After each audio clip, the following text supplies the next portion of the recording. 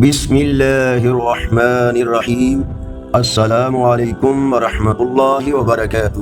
On line Quran 93 channel پر خوش آمدید۔ آج کی ویڈیو میں آج کے کیلنڈر کے ساتھ چند اللہ اور اس کے رسول صلی اللہ علیہ وسلم کے فرامین، لیکن آگے بڑھنے سے پہلے نیکی کی دعوت کا حصہ بنیں۔ صدقہ جاریہ کی نیت سے اس چینل کو لائک، سبسکرائب اور شیئر کریں۔ بیل آئیکن پر کلک کر کے آل پر کلک کریں تاکہ ہر آنے والی ویڈیو آپ تک پہنچ سکے۔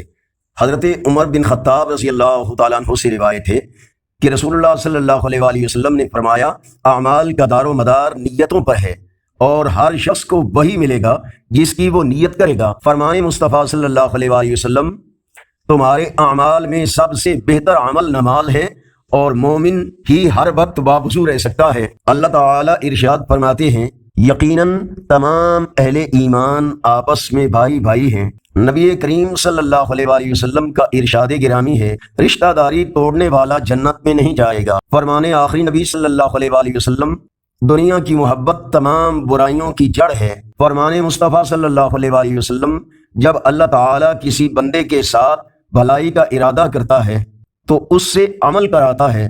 عرض کیا، اللہ کے رسول کیسے عمل کراتا ہے؟ آپ صلی اللہ علیہ وآلہ وسلم نے ارشاد فرمایا، موت سے پہلے اسے عمل صالح کی توفیق عطا فرماتا ہے۔ فرمان مصطفیٰ صلی اللہ علیہ وآلہ وسلم، مومن لعن طعن اور فحش گوئی نہیں کرتا۔ نبی کریم صلی اللہ علیہ وآلہ وسلم نے فرمایا، وہ بندہ اللہ کے عذاب سے امن میں ہے جو استغفار کرتا رہتا ہے۔ رسول اللہ صلی اللہ علیہ وآلہ وسلم نے ارشاد فرمایا، اس شخص کی نماز نہیں ہوتی جو اس میں اللہ کے نبی پر درود نہ بھیجے۔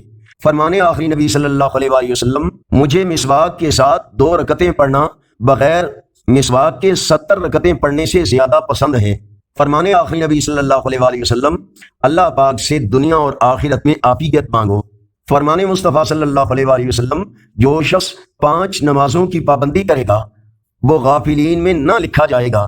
فرمانے مصطفیٰ صلی اللہ علیہ وآلہ وسلم، جب تیری نیکی تجھے خوش کرے اور تیری برائی تجھے رنجیدہ کر دے تو مومن ہے۔ آج کا کیلنڈر 15 جون 2024 بروز ہفتہ، پاکستان، انڈیا، بنگلہ دیش میں 8 ذی الحج، سعودی عرب، متحدہ عرب امارات، افغانستان میں 9 ذی الحج اور پنجابی دیسی مہینے ہاڑ کی آج پہلی تاریخ ہے۔ یقیناً اللہ اور اس کے رسول صلی اللہ علیہ وآلہ وسلم کے فرامین آپ کے ایمان کی تازگی، معلومات میں اضافے کا ذریعہ ہوں گے۔ نیکی کی دعوت کا حصہ بنیں۔ صدقہ جاریہ کی نیت سے اس پیغام کو زیادہ سے زیادہ لائک، سبسکرائب اور شیئر کریں اور کمنٹ میں مزید بہتری کے لیے اپنی رائے کا اظہار کریں۔